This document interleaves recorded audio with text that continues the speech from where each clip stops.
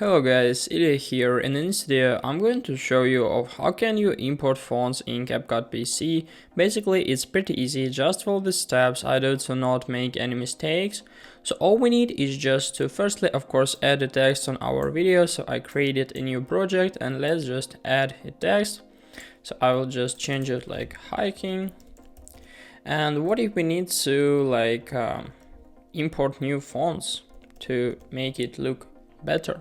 So all we need is just to choose it on our timeline, click on it on our player window right up here, and then on this page we have like text, basic, and then just system. So we need to click on right up here, and after that just find the most suitable font we want to use. For example, let it be like this one. And if we need to import it, all we need is just to click on this arrow right up here. So in a few seconds it will be successfully downloaded. So now we can use it. As you can see, the font settings were changed successfully. So now we can just change the size, and basically everything is done now. We can use this font. It was successfully imported to our CapCut app. So basically this is the easiest way of how can you import fonts in CapCut PC.